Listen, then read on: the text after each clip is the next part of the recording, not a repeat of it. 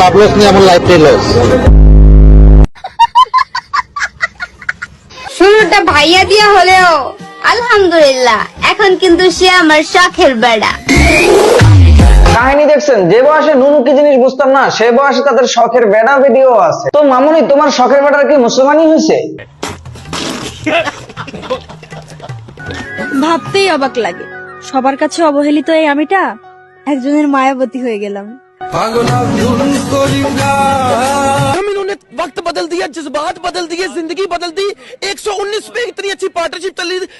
हो भाई, मारो मुझे मारो। আমারও ভাবতে অবাক লাগে, বিছানায় প্রসাব করার বয়সে মায়াবতী হয় কেমনে? আচ্ছা, একটা প্রশ্ন, এদের কি মা বাবা নাই? থাকলেও কি এরা এগুলো দেখে না?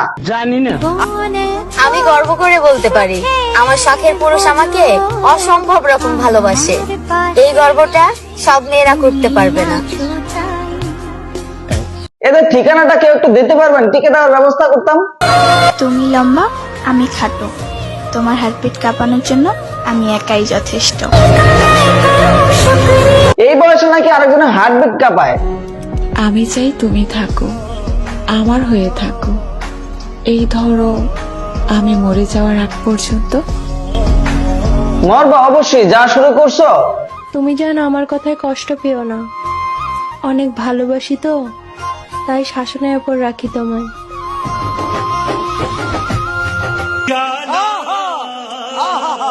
এর মুখ থেকে এখনো দুধের গন্ধ যায় না, এ নাকি আরেকজনকে শাসনে রাখে।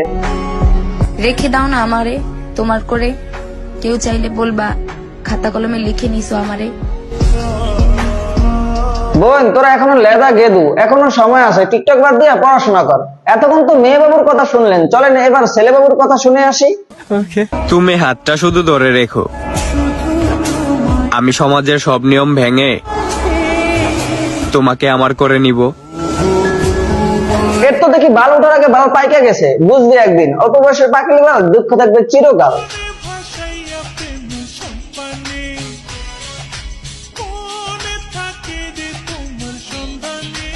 আমার লাভ লস নিয়ে আমার লাইফটাই লস। এই বয়সে দেখি 18+ ভিডিও বানাইতেছে। ভাই, তোকে দোহাই লাগে, আকাম করে ভিডিওটা ছাড়িস না। চারপাশে অন্য কাউকে সহ্য হয় না, আজ সে অন্য কাউকে নিয়ে ব্যস্ত।